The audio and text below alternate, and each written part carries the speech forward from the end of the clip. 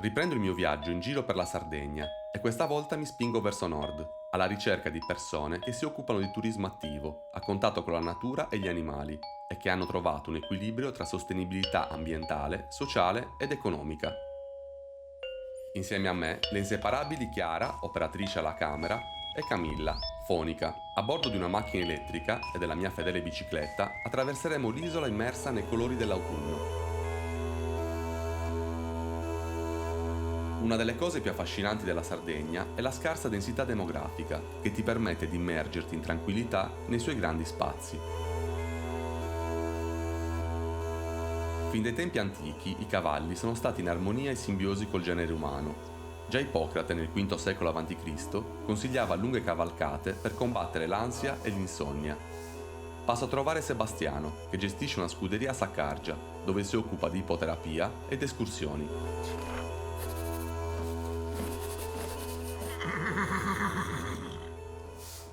5 anni fa abbiamo iniziato un percorso di attività nel sociale con ragazzi diversamente abili. Non ci sono fini agonistici, non è di sicuro un'attività stressante né per gli utenti né per i cavalli. Imparano a socializzare, vivono la realtà del club, insomma, è un mondo che un po' li fa aprire. Io ho iniziato, per così dire, da zero. Non avevo mai operato nel sociale. Il cavallo è stato il mio tramite per fare questo tipo di attività. Già non Ciorina non vuole. La stringere? Già la conosci bene, no? Dai Laura, forza! Però hanno un approccio molto naturale con il cavallo. Si approcciano a loro quasi come fosse un loro simile. Dialogano costantemente col cavallo, vengono qui in maneggio e si sentono parte di una famiglia che non è fatta solo da esseri umani e da persone, ma anche da cavalli. Ok, al blocco rosso, mezza volta e cambiamo di mano. Su bene in alto il braccio. Brava Laura. In forma smagliante, sì, Laura. E giù. È stato bello vedere con quanta dedizione Sebastiano curi i cavalli e come questi riescono a interagire profondamente con le persone. Il contatto con gli animali può davvero essere un modo per consentire a tutti di godere del potere terapeutico della natura. Com'è andata? Vi stai divertendo? Bene. Aiuto. Oltre alla parte agonistica e dilettantistica svolta qui in maneggio, ci occupiamo anche poi di escursioni qui lungo l'ipovia Mediterraneo che circonda il maneggio e che ci permette di godere non solo il paesaggio ma anche alcune attrazioni qui in zona. Siamo in un territorio molto ricco dal punto di vista naturalistico e archeologico.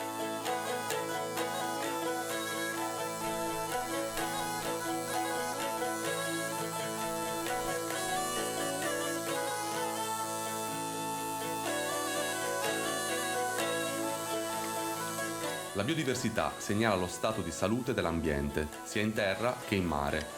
È perciò molto importante tutelare gli habitat naturali e gli animali che vi abitano.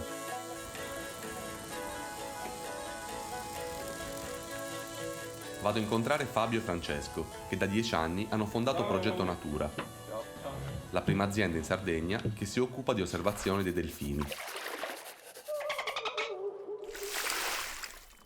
Progetto Natura nasce con lo scopo di avvicinare le persone all'ambiente marino, ma con il punto di vista di ricercatori scientifici che appunto si trovano a bordo e che raccolgono durante le escursioni in mare tutti i dati che sono necessari allo studio della popolazione di delfini, i tursiopi, che vivono nel golfo di Alghero. La nostra priorità è quella di raccogliere le foto con una tecnica che si chiama fotoidentificazione, le foto delle pinne dorsali dei delfini. Si notano tutte le cicatrici che ha la pinna dorsale e parte del corpo e quindi possiamo comporre i gruppi familiari, possiamo capire con chi stanno più tempo, possiamo capire chi sono le mamme grazie alla presenza dei piccoli. Nel corso del tempo noi abbiamo la possibilità di capire come gli animali utilizzano l'ambiente naturale, come la popolazione è strutturata al suo interno e capire anche quindi come interagiscono con le attività umane. I cosiddetti paesaggi sonori sono un qualcosa che studiamo nella nostra attività e che sempre di più nei prossimi anni sarà importante studiare per capire come le diverse popolazioni di tursiope in diverse parti del Mediterraneo possono sviluppare delle differenze nei suoni che utilizzano per comunicare, ed abbiamo visto che effettivamente i delfini sardi, chiamiamoli così, o algheresi, hanno delle differenze nei suoni che utilizzano per comunicare rispetto ai delfini dell'Adriatico.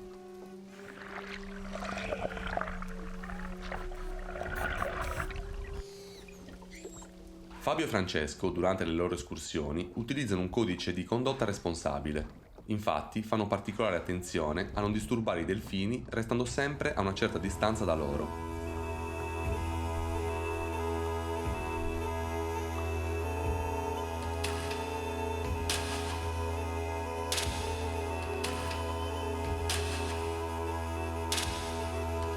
Mi fermo a riposare nel caratteristico borgo di Bosa, attraversato dall'unico fiume navigabile della Sardegna, il Temo.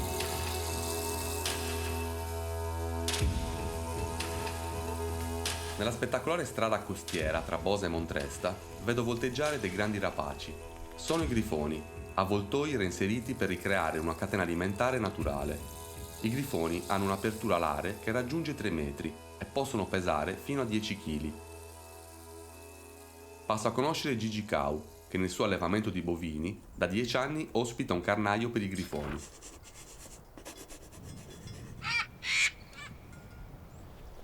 Il nostro allevamento è sostenibile perché abbiamo un basso carico per ettaro. L'azienda ha una dimensione di 550 ettari, dove alleviamo in estensivo la razza sarda modicana, chiamata anche bue rosso. Gli animali stanno sempre al pascolo, stanno sempre allo stato brado e la maggior parte del fieno viene prodotto in azienda con pascolo naturale oppure con taglio delle sovrapproduzioni nel periodo primaverile.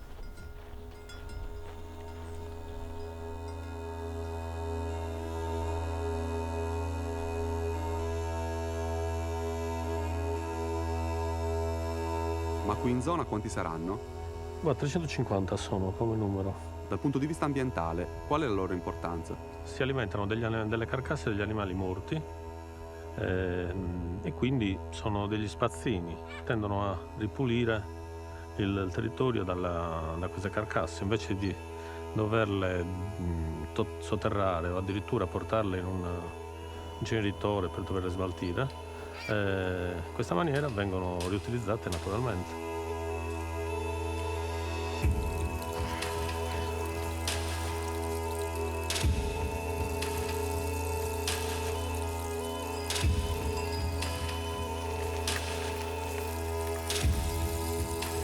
Il viaggio prosegue sulla costa ovest della Sardegna, nel paese di Cabras, a contatto con la natura incontaminata del Sinis.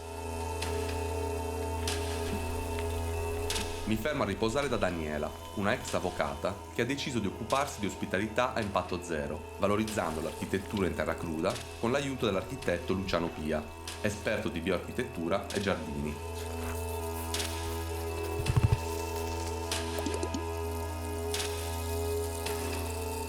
La casa oggi è una guest house con 6 stanze, ognuna con la sua personalità, ed è frutto appunto di una ristrutturazione in bioarchitettura dove abbiamo voluto usare o riutilizzare i materiali del luogo, di cui abbiamo anche valorizzato le dissonanze o nei muri le crepe, gli strati, proprio perché ci fosse un racconto circolare, come in realtà la filosofia di economia circolare che ci ha guidato e che caratterizza sia la struttura che il modello di soggiorno responsabile che stiamo proponendo. La casa quindi ha una percentuale di emissioni bassissima, la sua impronta ecologica fa sì che la possiamo compensare tra consumi e rifiuti, impiantando, abbiamo calcolato, 3 alberi all'anno.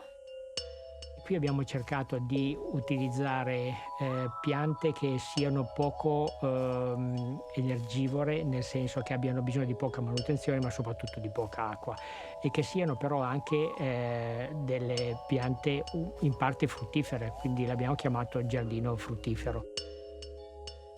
Quindi qui abbiamo cercato di mantenere tutta la struttura che ha una grande inerzia, sia in estate che in inverno. Abbiamo cercato di fare una buona ventilazione naturale in modo da creare un tiraggio d'aria continuo che serve tantissimo d'estate per abbassare la temperatura.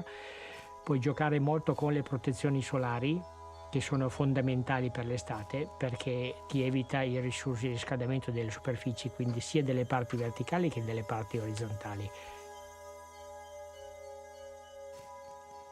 A fianco alla conduzione della guest house, che in questo momento è nuova e sperimentale, anche il lavoro di istruttore in barcavela e quello di chef su ambienti di barche e regate.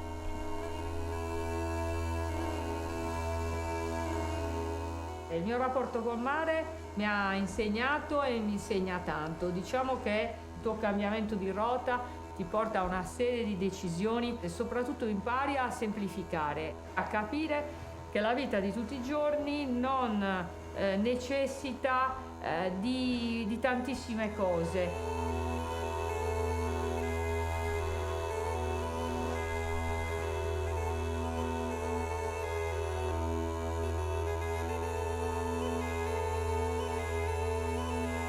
Andiamo ora a trovare Fabio, il fonico che mi ha accompagnato nella prima tappa del viaggio. Nel frattempo ha cambiato vita e a Guspini, assieme a Stefania, ha creato una fattoria didattica.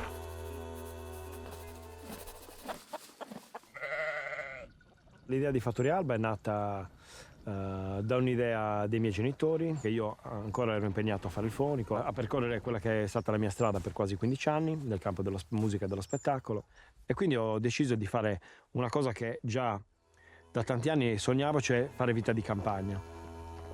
Con lui troviamo anche l'asina Nocciolina, grande mangiatrice di microfoni. Nocciolina gli era stata donata da Tommaso Lussu ad Armungia ed è da lei che Fabio ha iniziato a popolare la sua fattoria. È stato galeotto quell'incontro lì, perché ci ha permesso di incontrarci. Vieni qua, Nocciolina. Vieni qui, non è che arriva bene. È la prima asina che è arrivata qui in azienda, era proprio uno scricciolo, era piccolina. Poi è arrivato Ciuffo, abbiamo deciso che avrebbe abitato qui con noi e che avrebbe fatto parte del nostro piccolo branco di asini. Quando facciamo la didattica con i bambini ovviamente sono una delle attrazioni principali, perché poi sono, come vedete, sono molto delicati, molto calmi, non solo parte dell'azienda ma parte della famiglia, perché ormai è questo che sono. Ci siamo proprio conosciuti con la didattica perché abbiamo partecipato a una fiera del turismo scolastico e quindi avevamo gli stand vicini. Tendenzialmente io ho un approccio alla visita guidata che mi porta verso la conoscenza delle piante, perché io ho una formazione naturalistica però con una specializzazione in botanica. In questo punto abbiamo modo di osservare la vasta pineta che interessa il cantiere di Levante, ma anche tutta l'area di Montevecchio. L'olio di pino veniva utilizzato per la flottazione dei minerali. La Sardegna ci offre molto perché comunque la sua storia stessa e la sua formazione ha delle peculiarità. Oltre quella spaccatura è presente l'azienda, la Fattoria Alba. Io sono arrivato qui perché c'erano le mie radici. Questo posto, nonostante sia difficile, è un posto che amo. Lei ha la passione per la natura, per l'ambiente, per l'escursionismo, ma vissuto proprio come conoscenza del territorio. Non puoi fare altro che continuare ad alimentare questo amore e cercare di passare agli altri questa passione per questo territorio.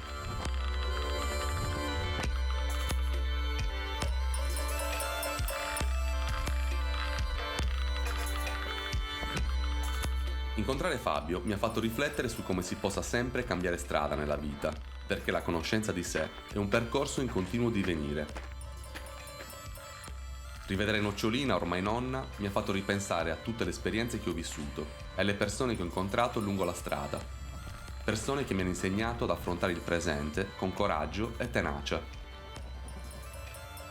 Tutto questo viaggiare mi ha ricordato un verso di una poesia di Franco Arminio, secondo cui il centro del mondo è poco lontano da noi e nelle vie secondarie ci aspetta, dove non ci aspettiamo niente.